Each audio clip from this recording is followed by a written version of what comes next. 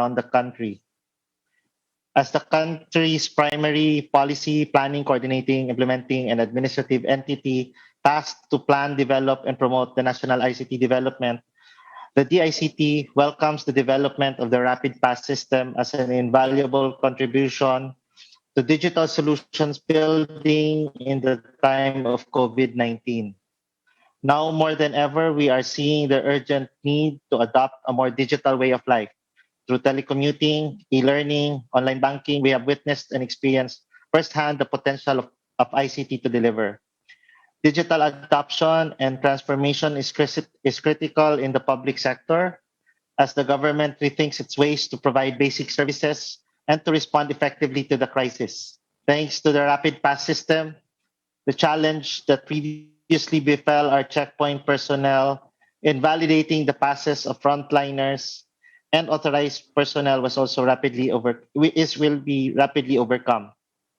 With Rapid Pass, mobility for frontliners shall be more efficient, contact-free, and therefore safer.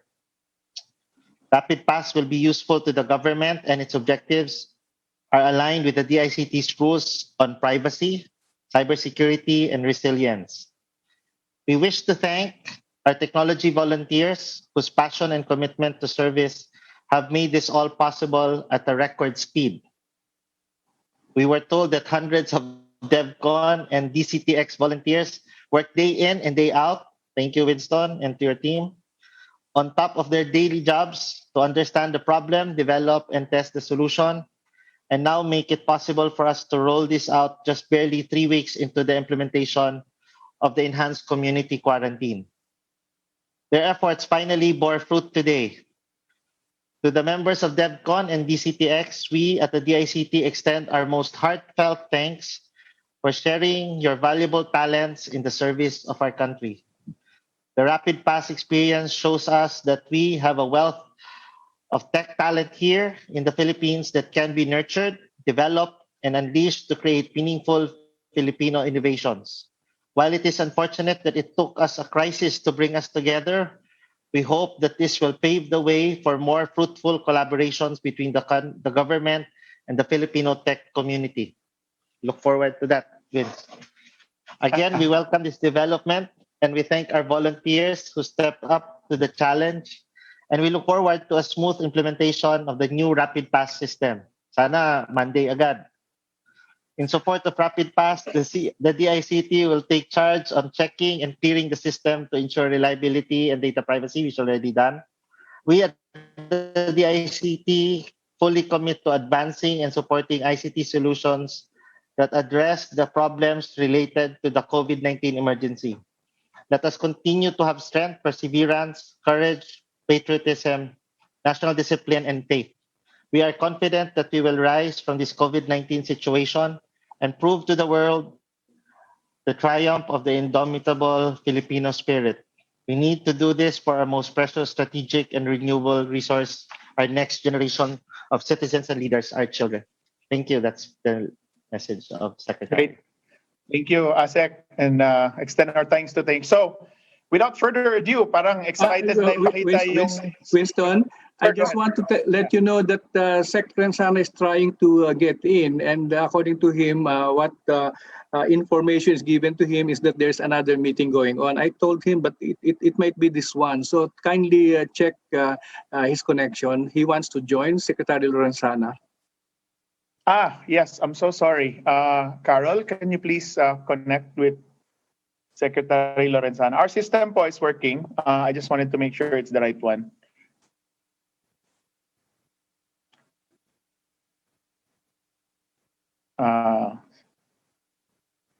Sige, sir. Carol will be contacted. Maybe CABSEC Carol would also do any reactions to some of the statements earlier by Sec Boy while we're also waiting for Secretary Lorenzana to join the call.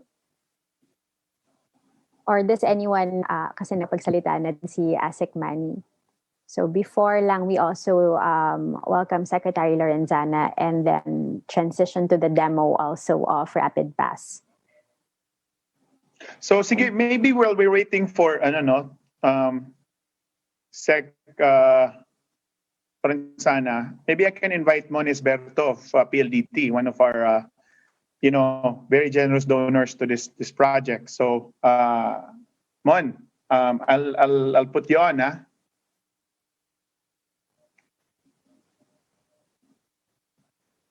Mon, are you there?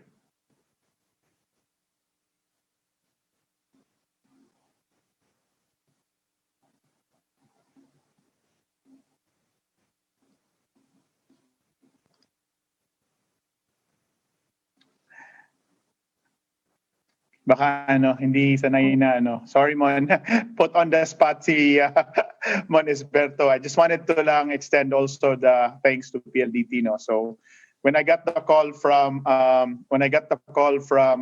Secboy and we presented to the IATF, one of our bigger initial logistical problem is kailangan nating 200 phones. Saan tayo maghahanap? And we actually called MVP and Alpanlilio and team, and without within the same conversation, without hesitation, we were granted 200 phones. And we've already received those phones, and they're the ones that will be used again for free to our checkpoint agents.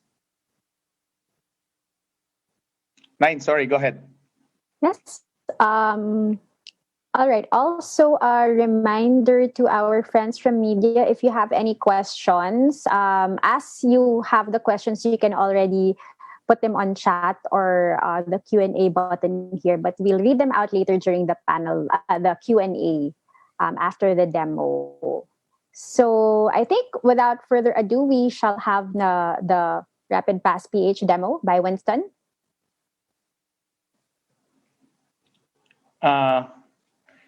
Sure. So okay, I was gonna go build a lot of slides, pero in my opinion, the picture is easier to explain than the slides. But before that, I wanted to share with you also what the community has done to introduce our solutions to the market. Now, it's a video created by the DevCon community. So let me play it here. Every second matters in the fight against COVID-19. Share, and here we go. For frontliners and priority vehicles, every second matters in the fight against COVID-19. For frontliners and priority vehicles, checkpoints have become crucial in administering the safety and security of the community. With Rapid Pass PH, frontliners can pass through checkpoints quickly through its fast and simple system. Rapid Pass PH removes congestion, speeds up vital deliveries, and protects checkpoint frontliners through contact-free verification. Simply go to Rapid Pass PH on any smartphone or electronic device and apply by submitting the required information, then wait for approval. Once your application is approved, a QR code will be sent to you via text or email. Simply print the QR code or save it on your smartphone. Have it scanned by checkpoint personnel and wait for the go signal to go through. Don't waste any more time. Apply for your Rapid Pass today. This project is developed by the DevCon community of technology experts in collaboration with the Department of Science and Technology.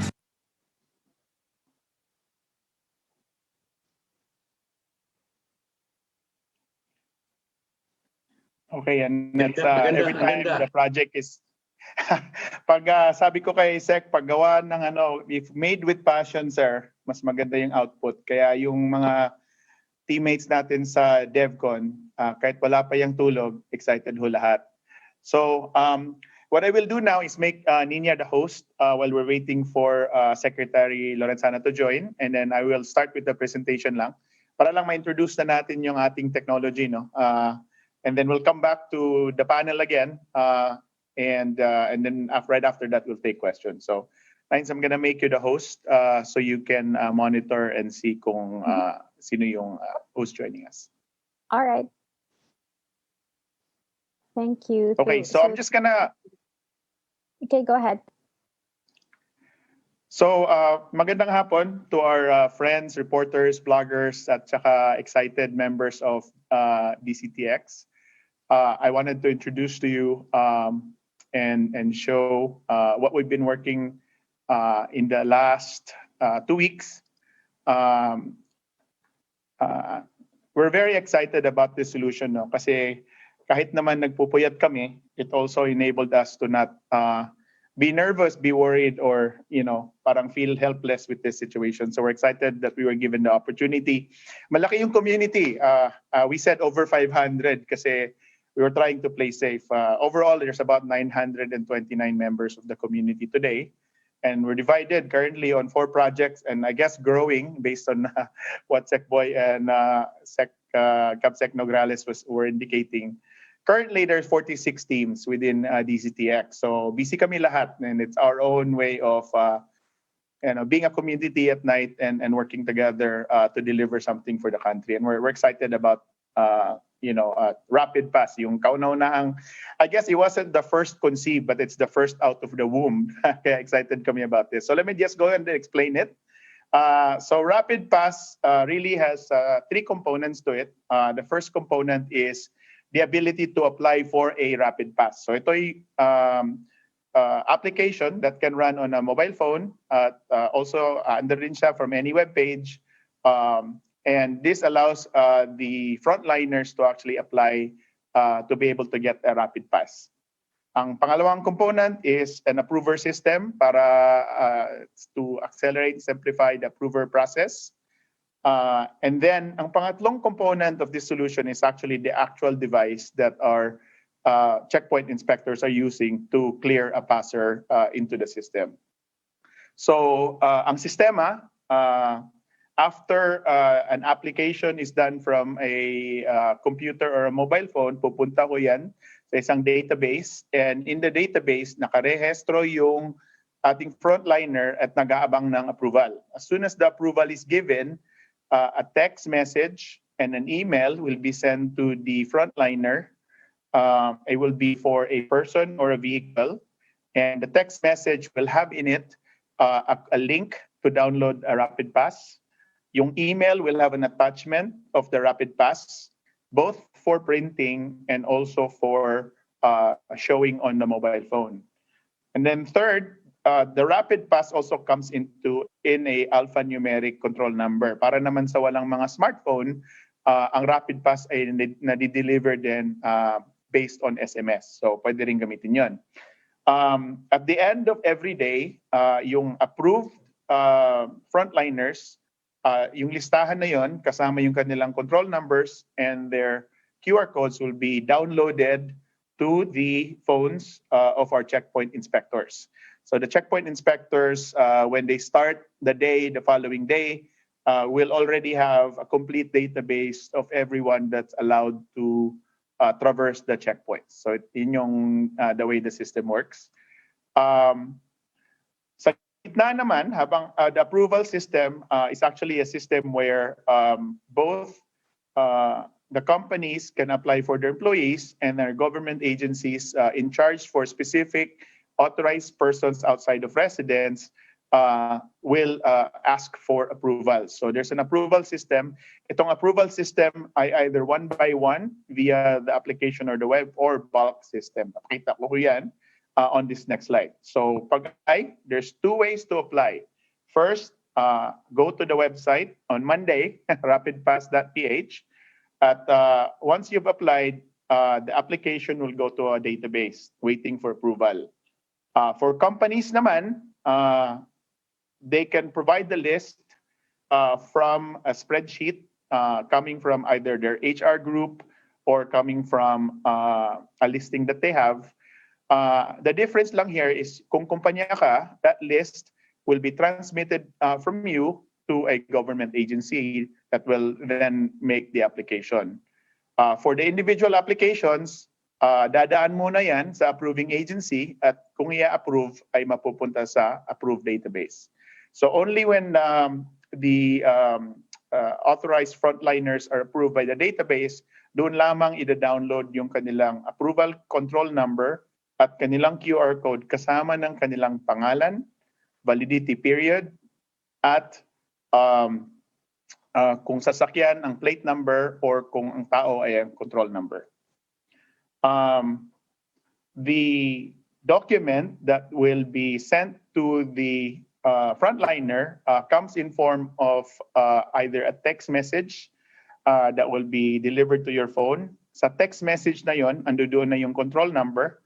So if you don't have a smartphone, okay din. The control number is your number that proves that you're authorized through the checkpoints. If you have a smartphone, we highly recommend to download the Rapid Pass itself to your smartphone para naman magkaroon tayo ng smartphone to smartphone verification. What we really recommend para mapadali lalo ang pag-traverse sa ating mga checkpoints ay i-print yung Rapid Pass. We formatted ho yung Rapid Pass na initially printed on an A4 paper, and then para sa mga vehicles, you fold it in half at yun po ay ilalagay sa either sa windshield or sa side windows ng mga kotse. Para naman sa mga tao, ang Rapid Pass ay again printable in A4 at tapos folded into 4, may magkakasya na sa mga IDs or mga lanyards na madali namang dalhin at yun po ipapakita sa mga Rapid Pass. So we really wanted to make sure that the Rapid Pass is highly inclusive para lahat ng mamamayan natin ay magkakaroon ng access to the Rapid Pass. Pag meron kang Rapid Pass, ito po sinubukan na namin sa aming mga field test, magkakaroon po ng Rapid Pass lanes. So kung may Rapid Pass ang ating mamayan na frontliners, kung vehicle, we now have the capability to scan and go. So from a distance, if a vehicle already has a Rapid Pass posted visibly in their windshields, yan po ay masaskanan ng telepono na we will be deploying to mga checkpoints. The same goes to IDs or yung quarter page na piniprint ng mga personnel. Kung sakasakali na hindi mabasa ang QR code or makalimutang i-print ang QR code, pwede ho na yung plate number ng kotse, for as long as it's registered in Rapid Pass system, pwede din na yun lang ang ita-type ng ating inspector at will provide the passage for the cars. Kung personnel naman, ibibigay lang nila yung kanilang control code and maybe another ID para naman makapasa sa ating Rapid Pass system. Sa ngayon, ang Rapid Pass can be detected by a secure device. So, as a starting point, courtesy of our sponsor at PLDT, we are given 200 Samsung A10 phones. Itong A10 phones na to ay isi-secure. We will have the ability to register itself encrypted para hindi siya pwedeng yung application na hindi magamit ng iba. Itong phone naman na ito ay then tested to verify and very quickly recognize the QR code, record the comings and goings within the checkpoints, and provide statistical analytical data para naman makita natin kung number one, paano yung daloy ng ating checkpoints and flow of our critical services, delivery vehicles and personnel, and makagawa tayo ng analytics kung how to improve that further. This is the field trials that we did. Nagsubok ko kami sa isang low volume at nagsubok din kami sa isang high volume traffic checkpoint. Ito ay sa Ortigas in ADB Avenue and near Mega Mall. We were able to test vehicles, we were able to test personnel, we're also able to test motorbike riders as well as bicycle riders. So lahat po ng klase ng dumadaan sa ating checkpoints ay nasubukan na po natin with the Rapid Pass. About 2 days ago, in-extend naman namin yung aming field trials doon naman sa high volume area sa may Marikina and Marcos Highway. And we were working very closely with the personnel of our PNP and our AFP para naman masubukan lahat ng mga situations by which the rapid pass will be used. So again, low traffic, high traffic, nasubukan na namin. Umaga, tanghali at gabi, sinubukan na rin namin. Yung camera po at saka flashlight ng telephone have been tested to work well kahit sa gabi. And so far, kung maayos yung pagka-print ng rapid pass, mabilis yung daloy ng ating mga users. So, yun lamang po. I think the solution is very, very self-explanatory. I wanted lang to show you in video kung ano talaga yung actual na usage. So, ito yung I will just share this video para makita niyo naman how it really shows in a real situation. So, ito yung example. And this is actually a vehicle passing through Marcos Highway. So this is our PNP personnel.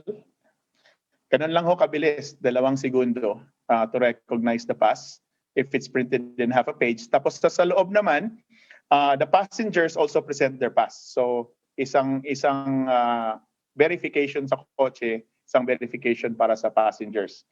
At yung iba naman ho, nilalagay na lang ng mga passengers yung kanilang mga rapid pass sa bintana para naman to accomplish yung goal natin na contactless verification of identities. So, yun lang po. Maraming salamat. Again, we are grateful for the opportunity to help on behalf of everyone in DevCon and DCTX. We feel like this is a worthwhile effort and challenge accepted po, Sec Nograles and Secretary Boy. All right. Thank you so much, Winston. Before we proceed with the Q&A, are there any reactions po from our panelists or meron po ba kayong additional feedback or yung experience? Tapos we will soon open the floor for questions kasi marami-rami na po yung mga tanong dito sa queue natin. Ninya? Yes po. Yes, Hindi. I-relay ko lang yung common questions na natatanggap ko. Halimbawa, mako-cover ba niya yung buong NCR or kailan naman ito pwedeng gamitin sa ibang regions or kung tapos na yung ating mga ECQ, papakinabangan pa din ba ito? Yun. Those are the common questions. Okay. Thank you very much po. Winston, would you like to address those first? Yes. So Ninya, just before that, I think Secretary Lorenzana's on the chat group. Can you please include him on the panel? Sige, let me check now. Okay. Nawala po siya. He was here earlier and then nawala po siya. Let me. Nandun sa attendees sa taas. Okay. Yes. Oo. Nandun siya kanina tas wala siya ngayon. Can you make me a host again? Yes, all right. Okay. We are promoting you two panelists po. Secretary Lorenzana, you will now be joining as a panelist. And then, hang on. Kita na po ba? Ninya, if you Yes. can make me a host. Yep. Ayan, there. Okay. I'll do that. Hello. Good Can you hear me? afternoon po. Good Yes, sir. afternoon. Good afternoon po. Yeah. Oh, bakit hindi ako makita? Wala akong mukha. Hello. We'll check po yung video. Wala pa po, sir. I-on nyo yung video po. Okay. Hang Ano kung may on yung video rito? Wala naman ditong ano. Afternoon, Bakit iba ito? Sec Del. Oo, inaayos lang siguro. Okay. Okay. Yeah, I've seen the demonstration. Maganda. I share the concern of Secretary de la Peña na pwede pa ba itong gamitin sa ibang bagay. I think we should think of other things we can use this after nitong lockdown na ito. But it is very good. I hope the Philippine National Police will be able to adopt this sa kanilang mga checkpoint even after the ECQ. And this is very useful now kasi nga nagkagulo-gulo tayo ng first week because of sa checkpoints wala tayong sistema, yung mga nagdadala ng mga pagkain. This is good. This is good, actually. Hello? Pa yung, Sir, thank you po. Thank you po. Hindi pa nakikita yung ano ni Sec Del, yung muka. Sandali. Kaya wala. Wala rin ako. I cannot find the way, I cannot. Ito. Lumabas na. Ayun. Ayan, sir. Ayan na po, sir. Hello. Hello. Good po, sir.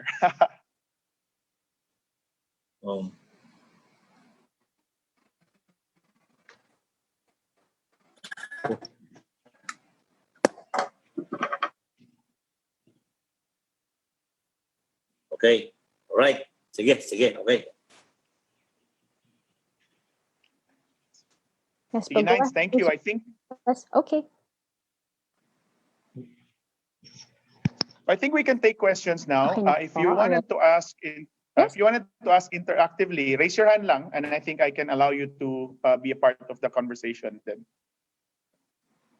Okay. Maybe we can start with the questions that Secretary De La Peña raised earlier about the coverage of Rapid Pass. Is this NCR or wider?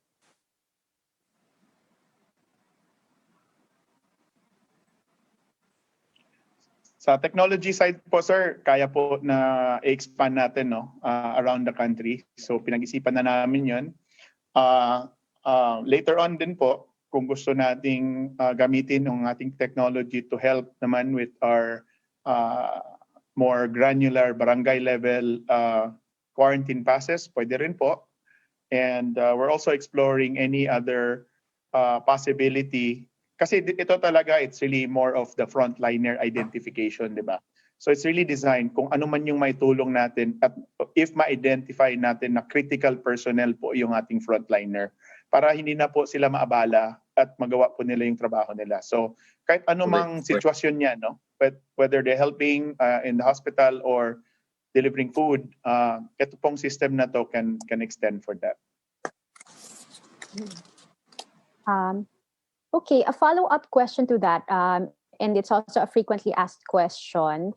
So who exactly are eligible to get the Rapid Pass? And can we be specific? And then will there be lanes dedicated for those who have the pass? Tsaka ano po ba daw yung requirements para mag-apply para dun sa Rapid Pass?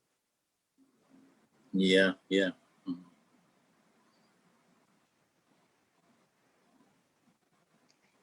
Absec, maybe Ako? Sige. If you remember, the IATF was giving out accreditation passes, di ba? From PCOO, from DTI, at iba pang mga departments were given the authority to provide accreditation passes to their respective stakeholders.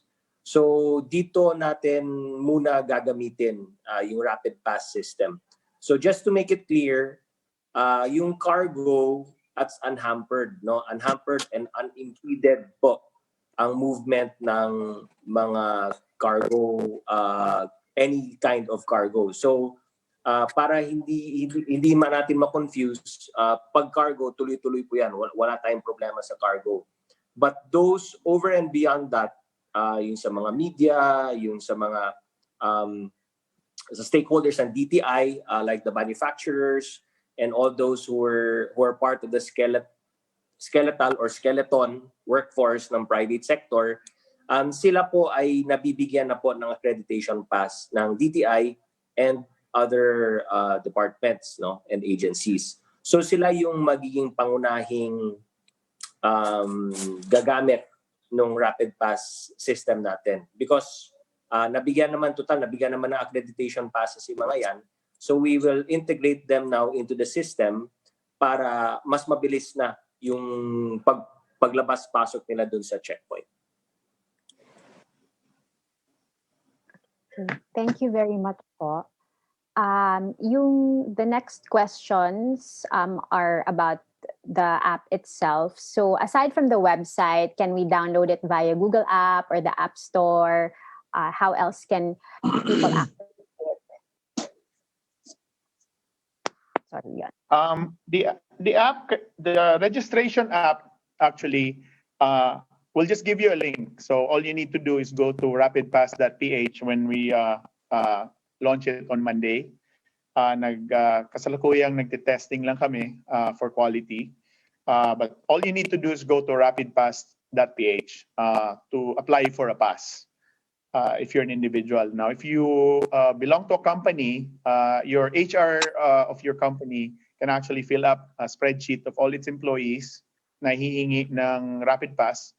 The spreadsheet that is filled up by the HR personnel of the company can forward that to the respective department na mag-approve ng kanilang passes.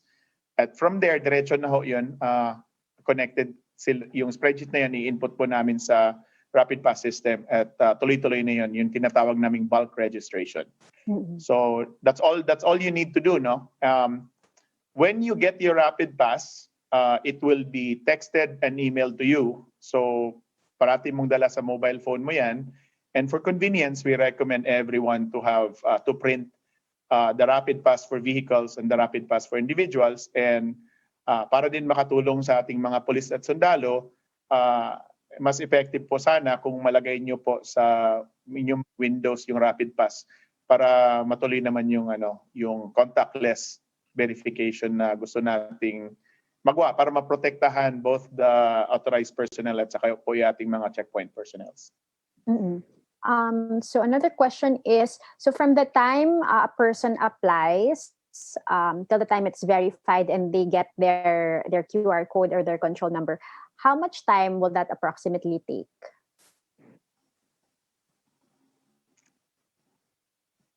If they're already verified and they're submitted to us via spreadsheet, that will be done less than a few hours lang. All we need to do is make sure to validate. And then ang mangyayari niyan ay once the system verifies you, the mobile number associated to your application, either kung galing sa spreadsheet or dun sa form na finalapan mo, that you will then get immediate notification na nakaprocess na in progress na siya. And then shortly thereafter, makakatanggap ka na ng iyong control number via text and iyong Rapid Pass in PDF format or downloadable format, both in your email and in your text as well. Mm-mm. Okay, this next question is, magiging mandatory po ba para sa lahat ng frontliners yung pag-secure nitong Rapid Pass? Or can they still use their IATF or the company IDs? That's up for the IATF and Sec Lorenzana to decide. Well, for now, hindi siya mandatory because kakastart lang po natin. Kakastart lang natin. So, what it will give everyone is an advantage, no? Because if you have a Rapid Pass system, then you can pass through a Rapid Pass lane. So, mas mabilis na po yung paglusot mo. At hindi ka na maabala. But maybe later on, no, depending on how the IATF will assess the whole system, maybe later on, pag the system is already in place, then maybe we can shift to a mandatory use of the Rapid Pass. But right now, it's still under yung voluntary, but may advantage. And the distinct advantage is hindi ka na ma-hassle. Mm-mm. Yeah. Correct. And ano daw po ang validity?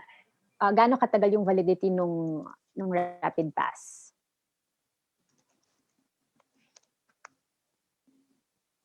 Well, right now, it's valid. We're thinking valid up until nandyan pa yung ECQ. Mm-mm. Mm-mm. Okay, sir. Follow-up, Ayan, sir. Opo. So ang follow-up po dyan, marami rin pong nagtanong. So ano pong mangyayari pagkatapos nung ECQ? What will happen to the system or the data also that's been collected beyond ECQ po?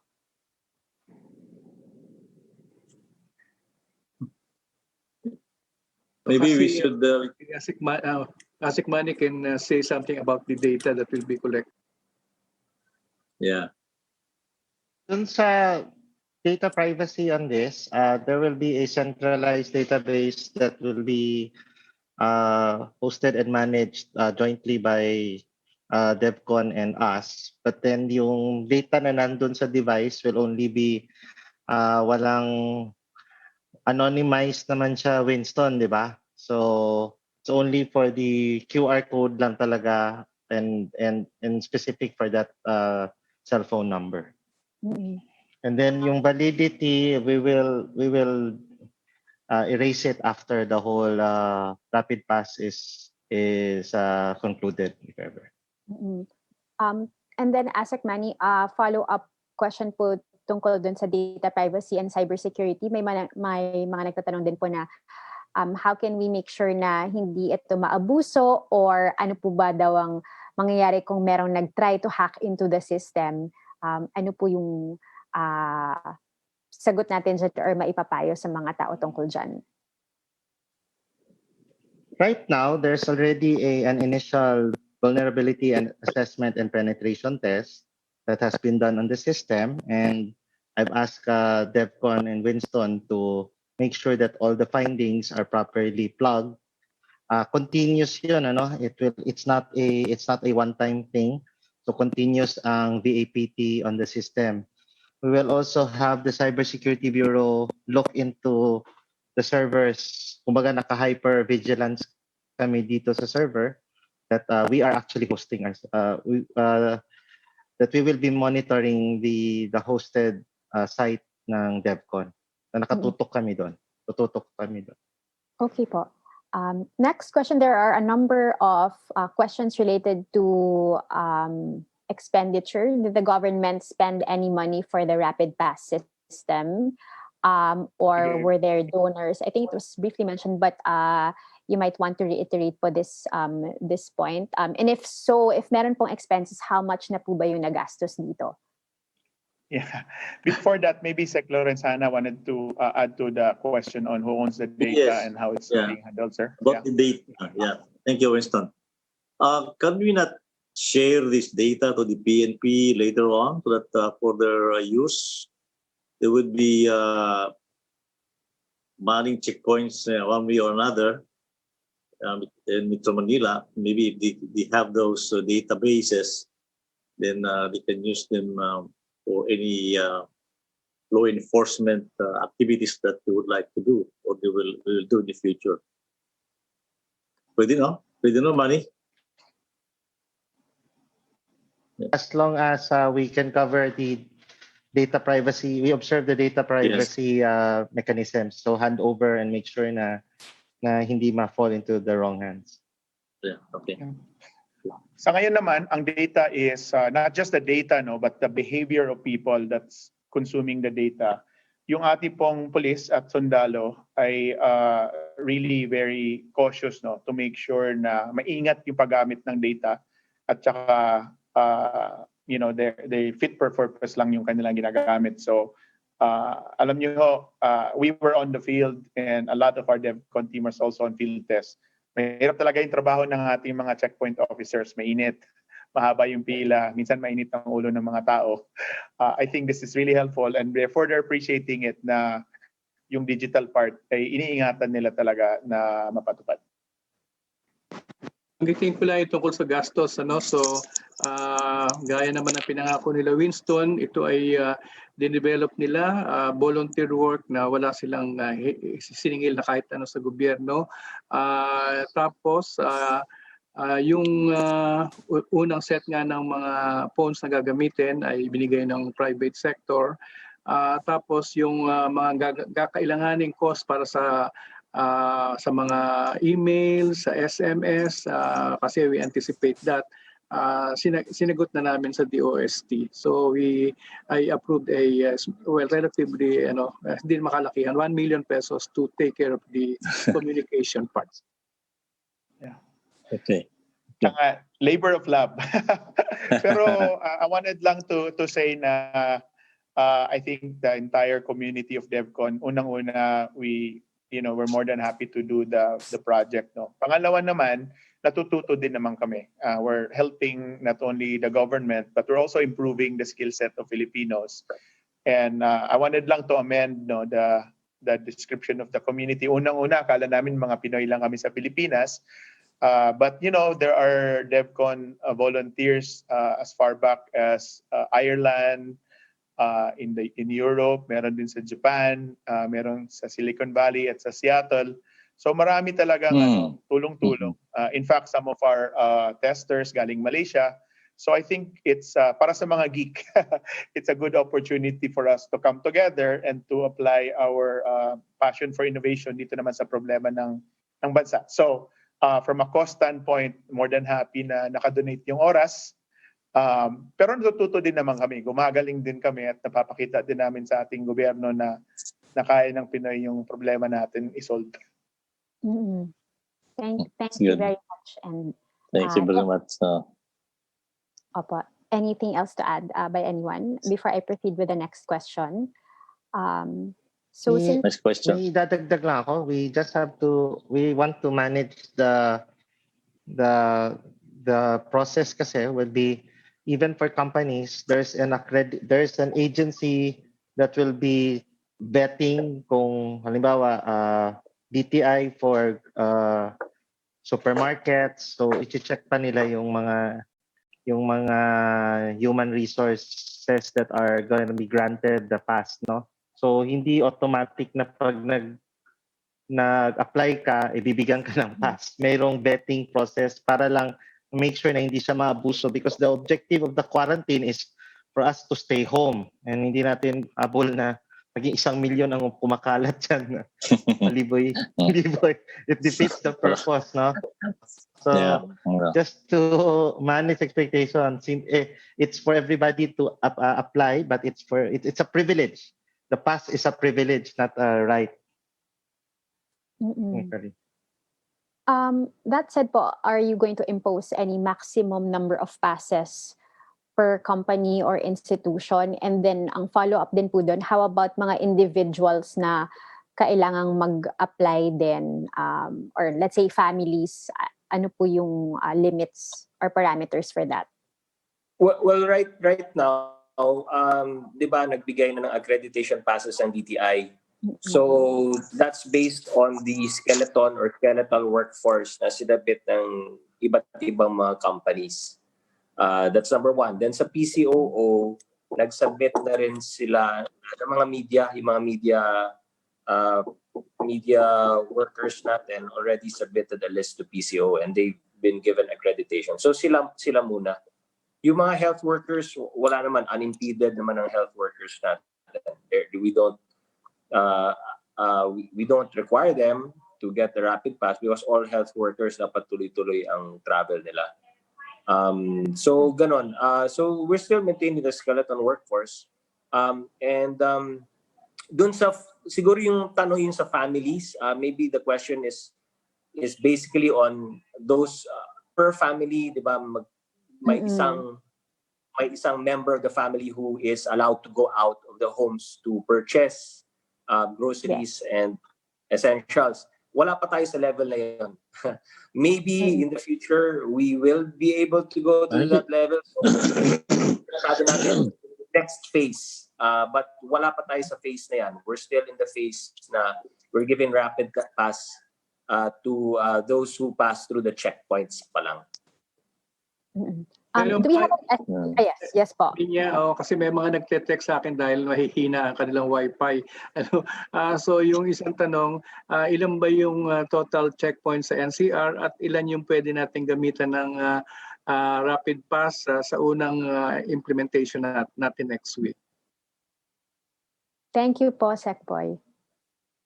We have 200. We have 200 cell phones that were donated to us. So that would be given to ilan yan, Winston? 2 cell phones per checkpoint, no? Ganun ba Per yun? checkpoint. So we have a total of 56 checkpoints in 56 NCR, no? points, Or yeah. Metro Manila. Oo. And of the 56, meron tayong na-identify na 6 very high volume checkpoints.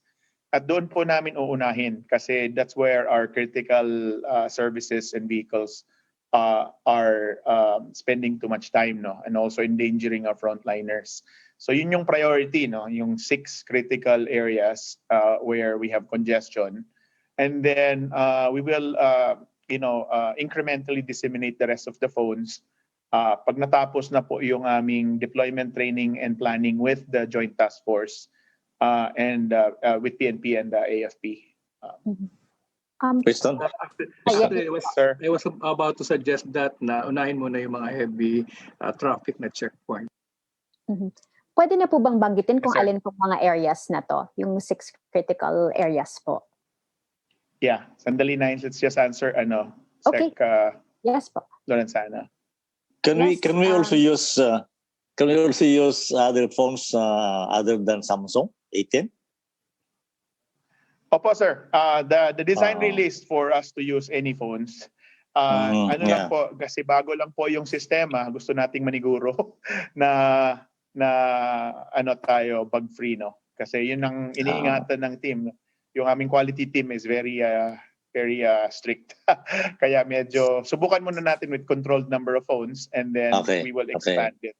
We will expand it later on. Sorry, Nines, Kasi- go ahead, please.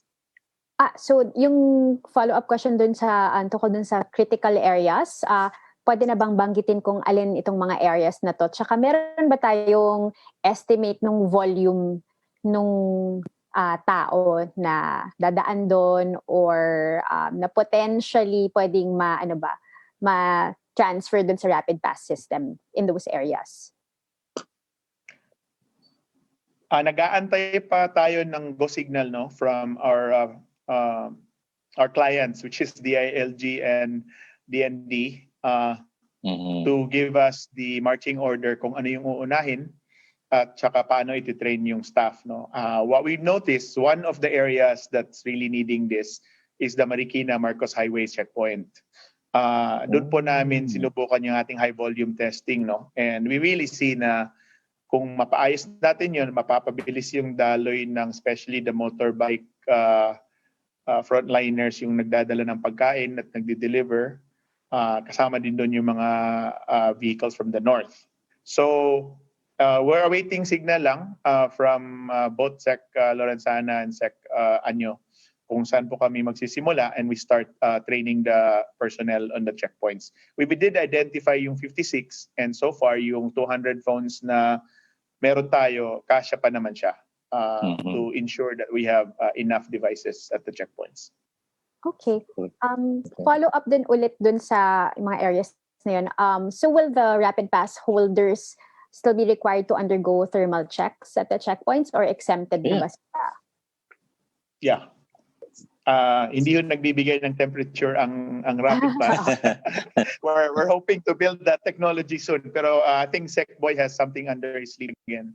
Marami kasing maraming idea si Secboy, no. So I think in connection with potentially a walkthrough or a drive-by thermal scanner, mapapadali din yung rapid pass. So baka pwede mong suotin sa shoulder mo yung rapid pass mo habang naka-thermal scan ka at isang pass ka na lang. So we're hoping for that as well. Ninya, Yes po. yung ating ine-explore na possibility, actually may nag-develop ng sistema ng pag-determine in a group kung sino yung above the prescribed temperature. Kung halimbawa isang grupo ng mga tao, actually original nilang ginawa from a drone, makikita nila kung sino-sino doon ang above the required allowable maximum temperature. Kaya mapipinpoint kung sino doon. Ngayon, kung wala, wala. Lahat na yun ay clear. Pero siyempre, hindi naman practical na mag-drone tayo ngayon. Kaya baka gagamit muna ng mga pwedeng nasa itaas yung instrumento na na habang dumadaan yung grupo, makikita doon kung sino ang mataas ang temperatura. So ibang grupo naman ang umaaral nito, hindi ko muna ihahayag hanggang hindi maayos. So isa yun sa isang pang mga teknolohiya. Anyway, natutuwa po ako dahil nandito si Secretary Del Lorenzana, dahil kahit wala si Sec Galvez ay alam ko namang siya nagbibigay ng mga instruction doon, dahil itong deployment details ay kailangan ma-trace out na bago mag-Lunes. So kung merong mai-assign si Sec Galvez para naman dun sa deployment details. Salamat po. We will. So related lang po dun sa deployment, and the target nga po is Monday, handa na daw po ba yung system sakaling merong massive inflow ng mga applications? Magiging handa sa Lunes. The software is largely done, no? So I think a lot of the work now, ito yung ating mga masisipag na developer volunteers from our local startups, yung si Secuna for security and si QE360 sa ating quality. Ito po yung mga volunteers natin. They're working really hard to make sure that the system is fit for use, both in security and also in scale. So we look like we'll be there on Monday. So nakahanda na po. Sinusubukan po namin lahat ng mga sistema, at saka alam ho, naghahanap ng deadline parati mga geeks, di ba? So maganda na may deadline kami. Pero we're confident that it should be ready on Monday. Meron din naman kaming mga safeguards na in case kailangan po ng other things. No? I also want to mention that Microsoft actually donated the infrastructure for this. No, it's Microsoft Azure cloud system where our platform is installed. At si Microsoft naman ay nagko-commit din na if we needed more capacity, they will provide as needed. So we're also tightly partnering with Microsoft para naman in case na dumami at nagsabay-sabay yung applications, we can process it. Okay. Thank you. The next batch of questions are about the data again. So balik tayo dun sa data. Ano-anong klaseng data po ba yung ginagather during the sign-up process? And then yung follow-up doon is, will the data of rapid pass holders be used in the government's national ID program? And ano po ba yung mga safety nets, again, regarding privacy? Who wants to catch this? I think iba yung kinukuha sa national ID kasi ito eh. This is just for temporary use during this crisis. Siguro pangalan, address lang yan eh. Tsaka cellphone. Very basic information siguro. So that you can counter-check the name with the ID that the person will present. So para makilala. Hindi ito siguro very baka naman hindi naman siguro tatanungin dito ko yung date of birth, ano? Ano, Winston? Wala po. This is the ID is intended really to support frontliners. So kung frontliners lang. Kailangan mong lumabas dahil kailangan ka sa ating state of calamity with this pandemic, that's the intention. No? Kaya piniprint namin itong dalawang ID na to, para sa kotse at para sa tao. So ang purpose naman ito, ang data contract between the government agency and the provider of information ay para lamang to support their mission as a frontliner. So yun po yung use of data natin. No? And what we collect is your basic name. Kailangan namin yung address para malaman namin kung saan ka manggagaling. Kailangan din namin yung destination para malalaman namin kung ilang checkpoints yung kailangan mong daanan. At yung mobile phone mo para ma-notify ka namin. Correct. Kung ano na yung status ng iyong pass. So we're only capturing what we need to capture and nothing more. And then pangalawa naman, yung napapasa naman sa checkpoint ay pangalan lang at control number. So hindi siya nagko-constitute na tinatawag na PII or personally identifiable information. So dumaan na po kami sa sa checkpoint na DICT si ASEC Manny para naman masiguro ang ating data privacy at nag-consult na rin po kami sa ating Data Privacy Commission para paano na gamitin yung ating mga data. Okay. Ito naman po yung questions regarding sa fake QR codes. Paano po ba mape-prevent yung mga resourceful dyan na pwedeng gumawa ng sariling QR codes? QR codes. Kapag merong fake QR code na sinubukang gamitin sa checkpoint, ano daw po ang mangyayari? Pala na si Secretary Lorenzana niyan. First of all, the system is not completely tamper-free. No? Nothing is. And hindi natin ginawa siyang ganyan. So, that's a possibility. Pero mahirap siyang gawin, number one. Pangalawa, we really want to make sure the system is inclusive. So, kasama doon yung non-QR code, right? Control number passage. So, hindi siya ganun kakomplikado. However, the system has an analytics backend, and the system has anti-fraud and big data ML, machine learning. So malalaman natin if the pass is being abused, number one. Pangalawa naman, the personnel at the checkpoint can and may still ask for your ID. Kasi ang pass naman is really to tell you na pwede kang dumaan. It's not a definitive identity of who you are. So, pwede pa rin mahingi yung ID mo, pero ang ina-avoid natin yung permit, yung mga papel, yung mga maraming dala-dala ng ating mga critical vehicles.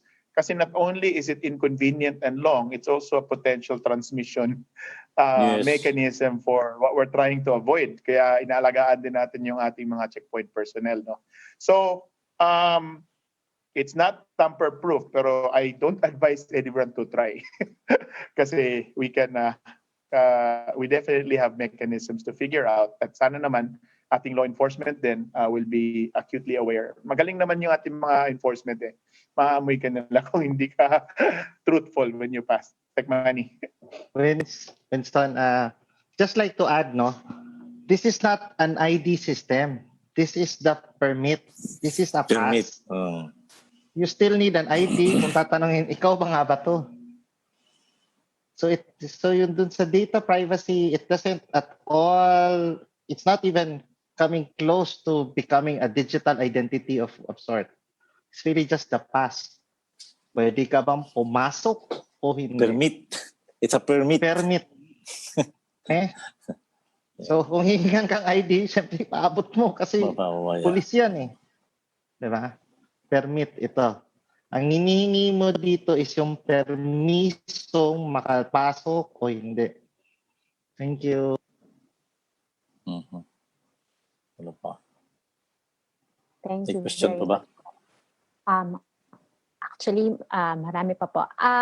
So, ang isa pang tanong is, pag natapos na yung ECQ, and mas makakagalaw na yung mga tao, meron pa bang mga potential uses yung rapid pass?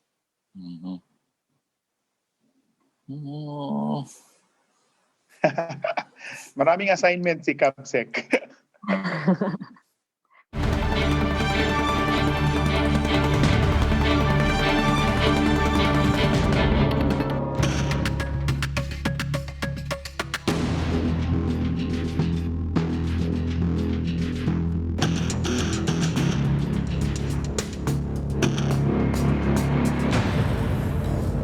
Good afternoon. This is a special coverage of the coronavirus crisis using the combined forces of News 5 and Signal TV's One News, Radio 5, and 1PH.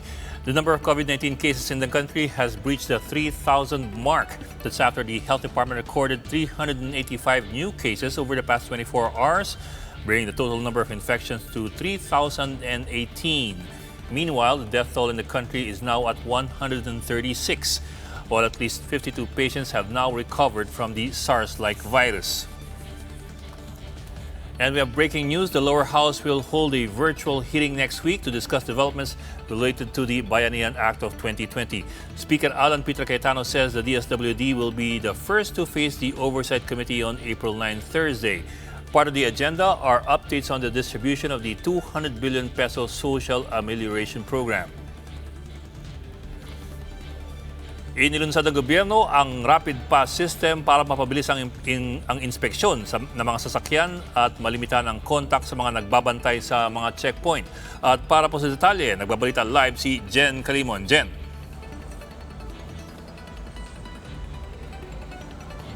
Yes, Bok, simula sa Lunes ay maaari nang ma-download ng ating mga frontliners ang mga unique codes para sa mas mabilis na makadaan sa mga checkpoints, maibsan ang traffic at ma-exercise pa rin ang social distancing sa mga checkpoints. Ito ay sa paglulunsad ng Interagency Task Force o IATF ng Virtual Identification System na tinawag nilang Rapid Pass. Bukod sa mga frontliners, mga healthcare workers at responders ay pwede ring mabigyan ng mga QR codes ang mga authorized vehicles. Halimbawa, yung mga delivery personnel na maghahatid ng mga perishable goods gaya ng pagkain. Bok, so itong rapid pass system, it is not naman mandatory. It's only to facilitate your passing through a checkpoint. Ibig sabihin, maring meron ka at maring ding hindi.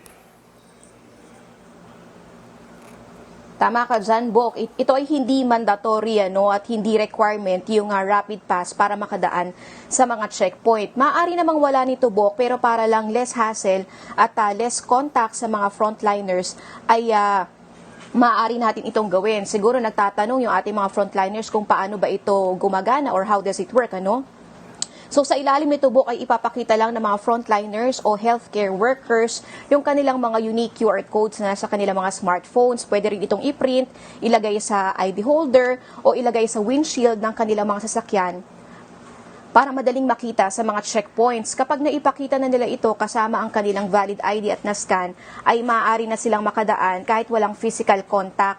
Para sa mga walang smartphones o yung mga hindi nakapag-print ng mga kopya, ay pwede nilang ipakita yung kanilang mga control number at valid ID sa mga nagbabantay sa checkpoint. Pero paalala po, hindi naman dahil may rapid pass ay makakaligtas na sa thermal scanner dahil kailangan pa ring dumaan doon. At bawat checkpoints, 56 yan, Bok, sa buong Luzon, ay bibigyan ng tig-2 cellphone na magsisilbing scanner, pero uunahin yung mga checkpoints na merong matinding congestion. So mag-start yan sa Monday, Bok.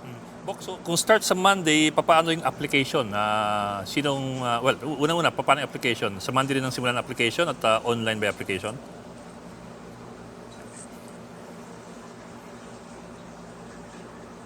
Oo, Bok, starting Monday, pwede na tayong mag-apply. So, paano nga ba mag-apply para sa ating mga frontliners, mga health workers at responders? So, para po makakuha ng QR code, ay pumunta lamang po sa website na rapidpass.ph.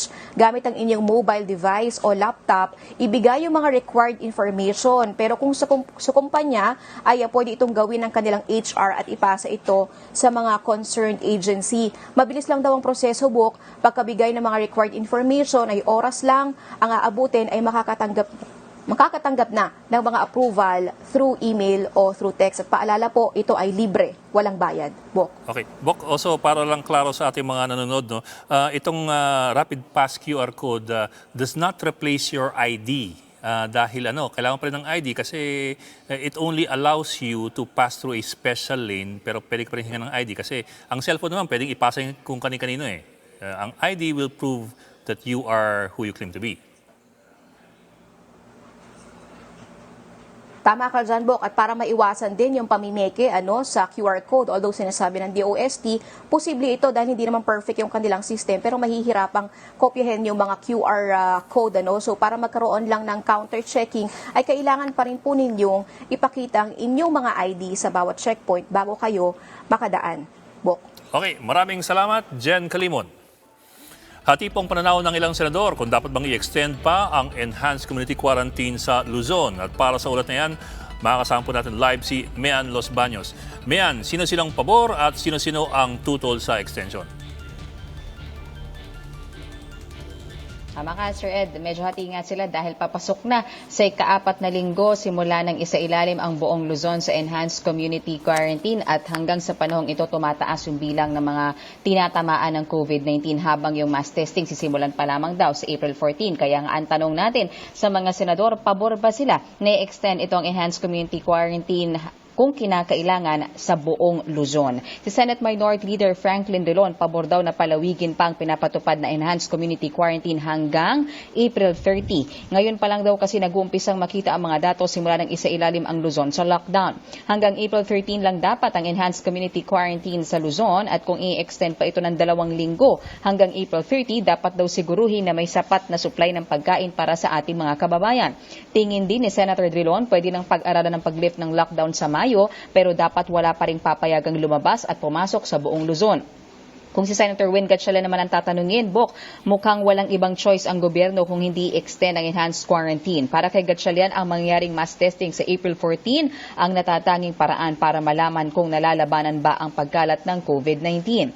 Ganito rin ang naging opinion ni Senator Ralph Recto. Ayon kay Recto, sa oras na malaman na kung manageable na ba ang infection rate, baka doon pa lang pwedeng i-consider ang pagluwag sa ECQ.